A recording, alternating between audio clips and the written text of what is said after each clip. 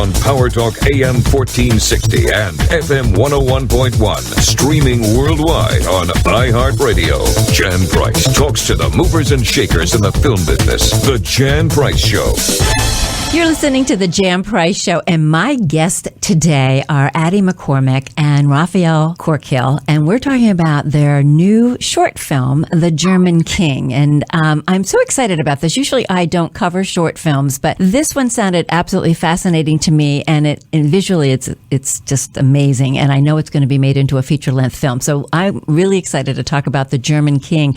Addie, you were the one-man show. You were the writer, director, actor. You did everything in this movie. Tell us a little bit about the story and why you decided to write about this. It's a true story. Why you decided to take this piece of history and make a movie about it. Well, The German King is set in 1914. It's the true story about Rudolf Douala Mangabell. He is a Cameroonian prince who was raised in Germany with Kaiser Wilhelm II. And when he came back home to Cameroon and became king, he started to see how his people were being oppressed and killed and just enslaved and subjugated under tyrannical colonial rule.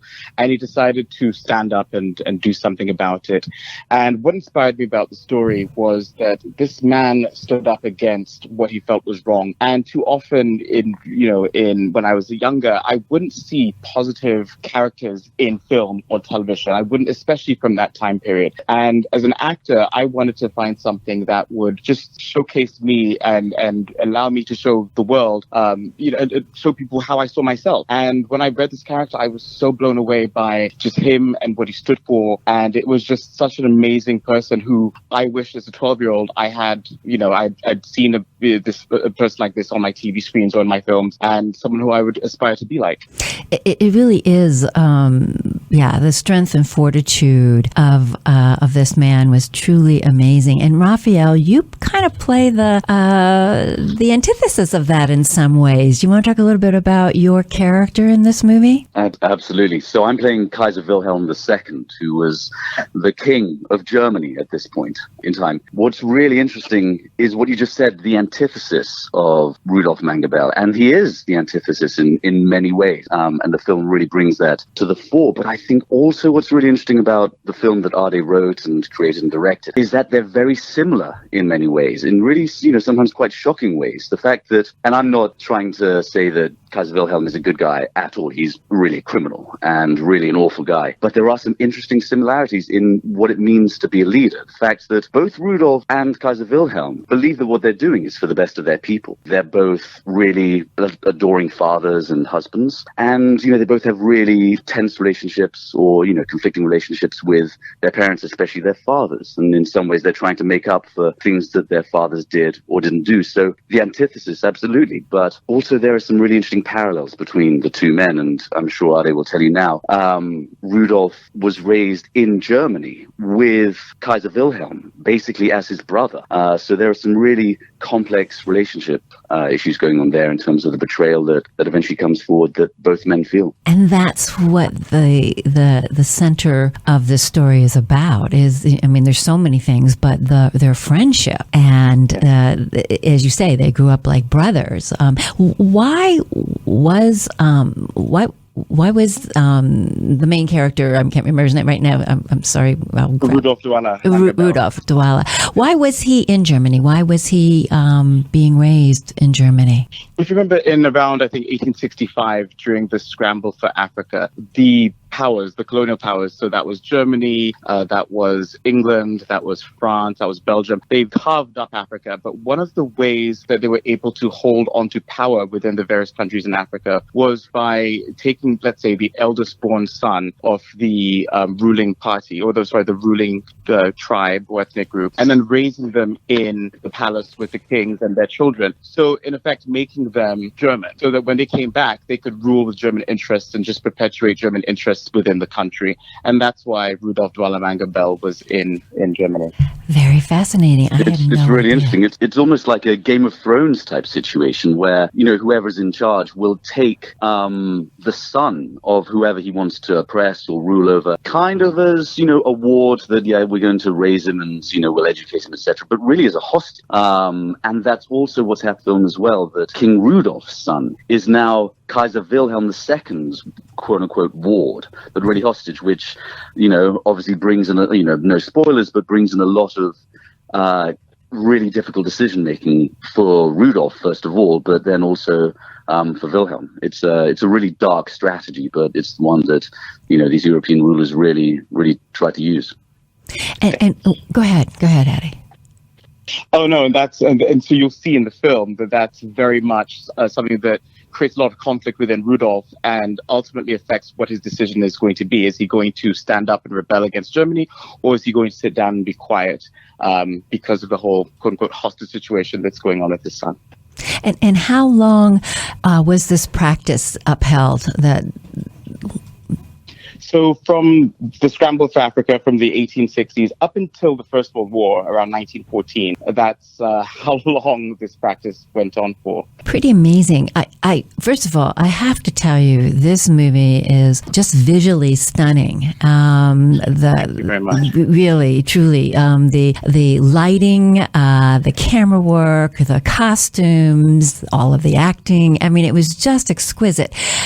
So often we think when we see a short film, we're not going to see something of quality. I hate to say that. I'm sure a lot of people feel that way, and yet the short films there are short film festivals all over the country nowadays, and they're always really fascinating.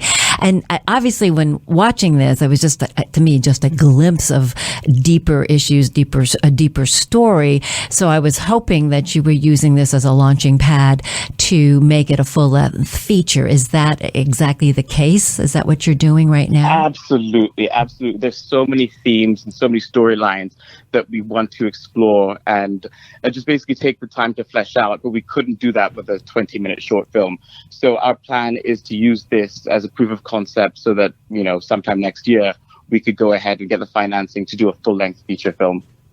Well, it's definitely one that I would highly recommend for everybody to go see. And when you do finally get the full-length feature film, I definitely want to have you back on the show and talk about it in more detail, too. Just going back to what you were saying, Jen, it's really interesting about the visual quality of the film, which is, extraordinary. I have to say, when Ade first said where it was going to be shot, I thought, okay, this is going to be interesting. I'm from Europe, I'm from Great Britain, and I've grown up around the history that we have there and the architecture that goes with it. And when Ade told me, we're going to be shooting it in Ohio, in Cincinnati, I thought, okay, all right, we'll see how this one goes. And it was this really surreal kind of movie magic experience where we drove from where we were staying to the location, and we were driving past, the Bed Bath & Beyond and the donut shop and the gas station, and then pull up to this legitimate German palace in the middle of Cincinnati, and it's just columns and gilt everything and beautiful grounds with statues and everything. We walk in, we're like, how does this exist here? And the first day I got there, they were shooting a lot of Ade's parts. In fact, the specific moment where he's having a council with the other tribal chiefs, and all of a sudden we go into this other room, and it's like, okay, now we're legitimately in Cameroon. Just the way the set was decorated, the warmth of the lighting, and of course all the actors there in their really formal, magnificent attire. It was a surreal experience going from Cincinnati, 21st century city, to then Germany in the built in the 19th century, to then all of a sudden Cameroon. There was some amazing movie magic that was going on. I was just going to say amazing movie magic for sure. Well, it's funny that you say this because I had to go through, I saw Ohio and I went, did I say Ohio? So I stopped it and rewound it and to look at it again. And I went, they filmed this in Ohio? And I went to Miami of Ohio, which is about an hour away from Cincinnati. I don't remember the German castle, though. I don't know if I explored that much. So that was fascinating. Now, how did you find this German castle in Cincinnati, Ohio?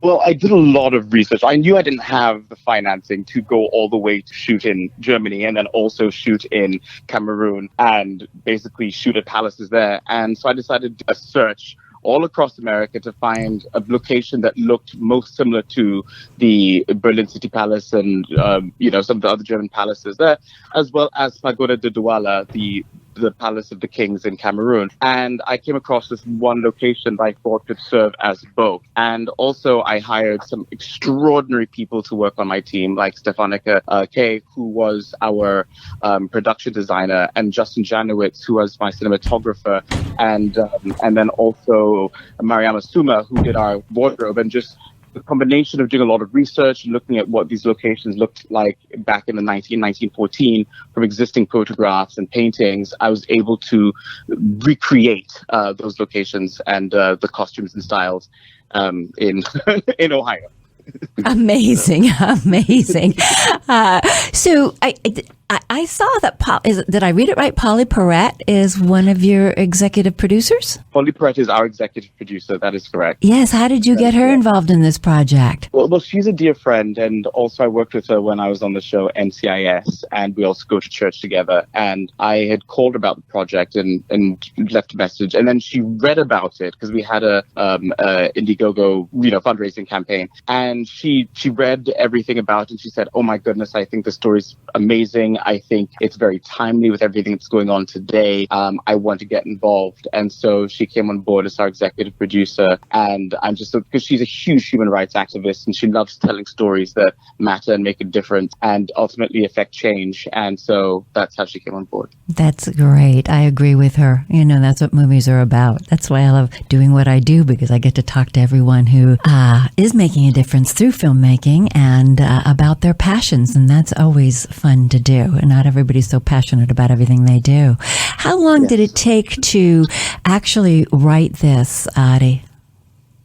Well, I sat down over December, I think, in 2017, and I just read it. I wrote it within 2 or 3 days.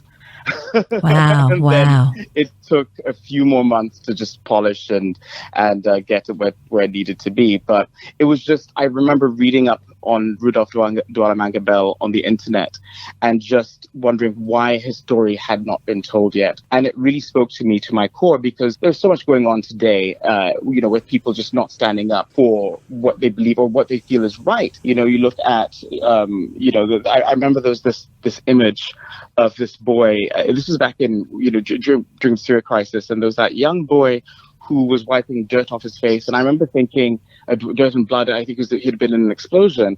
And I remember thinking to myself, why does this continue? Why aren't more people speaking up and being outraged by this situation? And you realize the reason why a lot of these things happen is because not enough people are standing up and speaking out against injustices. And so I figured, let me use my art form, let me use my platform to talk about injustice and bring and use this film to also shine a light on different things that are going on today and show that, yes, you are one person, but you do have a voice and you can make a change. I think one thing that's really amazing about it is that even in order for people to stand up against injustice, they have to be aware of the injustice. Yeah. And one of the really important things about The German King is that this story has never been told. I was a history major in college, and my speciality within history was imperialism and colonialism in West Africa. And when Adi told me about this story, this was, 4 or 5 years ago, and every single thing he told me was just more and more extraordinary and outrageous and just really fascinating. I couldn't believe that I'd never even heard a crumb of any of this story. And I think that's something that we in the world at the moment are now starting to realize, that there are certain stories that, have just been ignored or maybe swept under the carpet or just tried to be forgotten. And this film really refuses to do that. It's bringing this story of great injustice, of great sacrifice, of great heroism right to the forefront, and not in a kind of preachy way. It's done in a way that's really just open and honest, and actually really gripping. It's a thriller at the core. It's a kind of film that is also really gripping to watch as well as edifying. Yes, it is. Just going off what Raphael had said, I think I grew up in Africa and I had no idea this happened. And a lot of my friends didn't either. And so I realized, wait a minute. In fact, I remember when we had a screening back in New York, there was a lady who said, until the lion tells his side of the story, the tale of the hunt will always glorify the hunter. And I realized, okay, so we have to now start telling stories from our perspective and put these stories back into history books so that people also know, their history and are aware of the sacrifices that our ancestors made and also our contributions to things like World War One, which I was not aware of at the time. So yeah, it's very important to tell stories such as this. I totally agree. If you are just tuning in, you are listening to the Jan Price Show, all about movies. And my guests today are Adi McCormick and Raphael Corkhill. And we're talking about their new movie, The German King. It is very timely. The story is very, very timely with everything that is going on in the world. But it's also fascinating. There are so many movies coming out now about World War One. I mean, there's been so many about World War Two, but because of the 100-year anniversary of the war, it just seemed there was a proliferation in the last few years and more of an interest in World War One. That was a really ugly, terrible war. Very much so. I mean, I think it was the most devastating conflict in history to that point by quite a margin. Yes. I think the fact that there was just mechanized war, the fact that there was just it's the first quote unquote world war where it's not just within a region or between a couple of countries, it's the entire world involved with it, either as battlefields or with nations from across the world being involved with it. And, during my research, it was really clear to me that Kaiser Wilhelm was right at the heart of creating this conflict, really just his temper, his aggression. And you don't necessarily see him in conference with other world leaders at this time, but you see in this movie his temper, there's almost an element of instability there, which is really quite frightening, and you see what that can lead to. Very definitely. Very definitely. I mean, it was interesting, the juxtaposition between the two characters. Definitely. And why do you think this is, this is a story about heroism, definitely. Why do you think that we're not teaching these kinds of, these are true stories, reality, this happened. Why do you think that these are not being taught in schools or are not in history books? Do you have any thoughts about that? Well, honestly, I think for me, I think it's because of the fact that they always say history is written by the victor.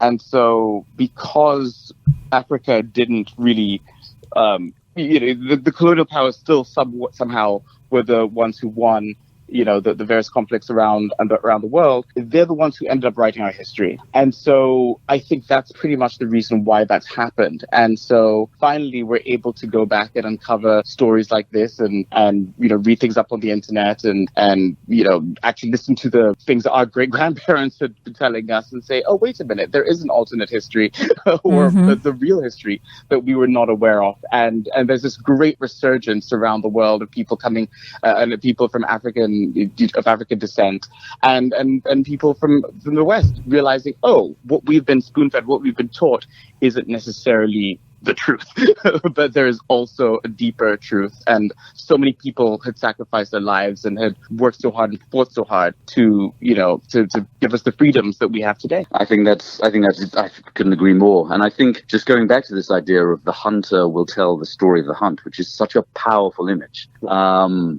That the victor will really want the whole story to be very purely one of heroism about them.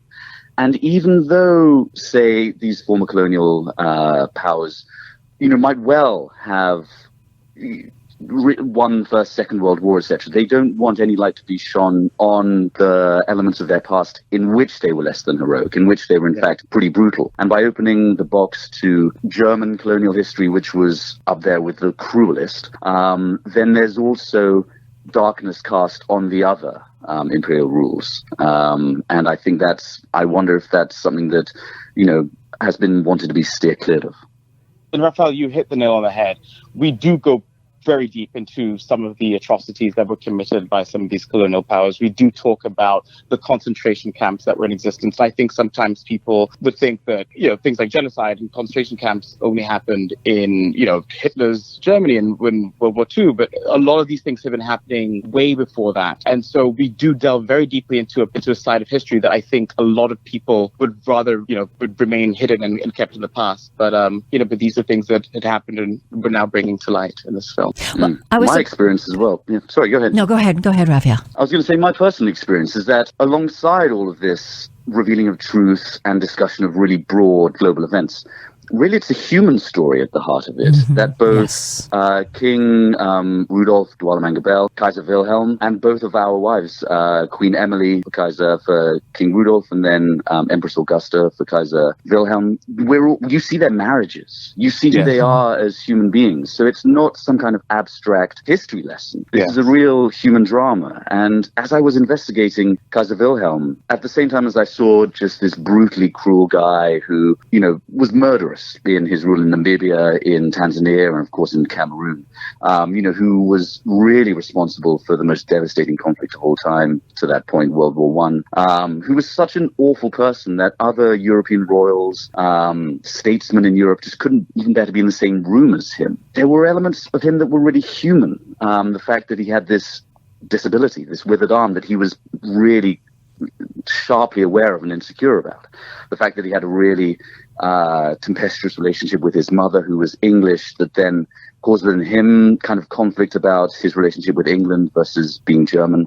These really human elements come to the fore in the film, and I think it's not apologizing at all for what he's done, but it really gives a sense that this isn't some abstract villain that we can't understand. This is a real person, and it only takes a few things to happen for this, for a tyrant like this, for a real cruel villain like this, to have power and really exert a lot of cruel conflict on the world. And adding to that, one of the things that also makes him very human is they're both fathers, and you realize a lot of what makes us human is our need for legacy, our need to make this world a better place for our children. And so in trying to understand the motives of Kaiser Wilhelm II, I was able to sort of write seeing him as a father and allowing those similarities, having him and Rudolf share that, and then also but their execution of trying to make the world a better place could not be more different. But their drive, legacy, and the need to make this place better for their, the offspring. It is fascinating, right, when you think about it, that both have the same intention, but come about it from two different ways of doing it, for sure. You have we only have about a minute left, and you have taken this to numerous film festivals. In fact, you're going to be at, I don't know if you've already gone to it, but the Martha Vineyards Film Festival, and that's an Oscar qualifying festival. Is that coming up?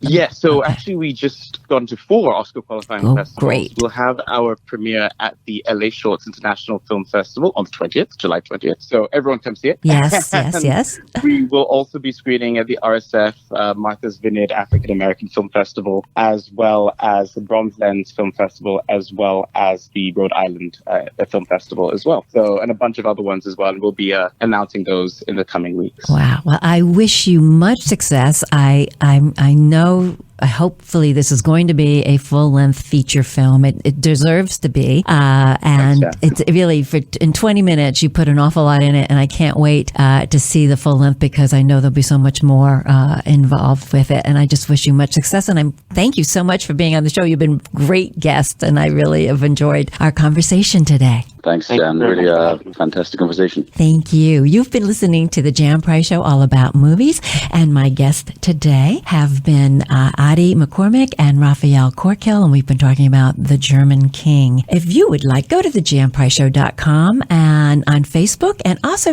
on the website. And we have a new comment section, so please go there and write your comments, thoughts, concerns, anything you would like to talk to about our show. And also listen to the Price Movie Minute movie reviews too. And you can listen to archive shows that you may have missed. And also we are on iHeartRadio's podcast channel.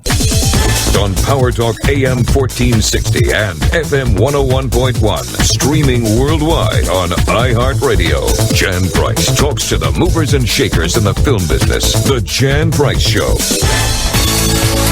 The Ozio Theater in downtown Monterey is now open every day, showing independent and foreign films. The Ozio Theater has new concession offerings, including beer, wine, hard cider, and their homemade lush slush. You can now schedule private event screenings for community charity events, birthdays, anniversaries, or just a fun gathering of friends. For more information, visit the Ozio Theater online at oziotheater.com.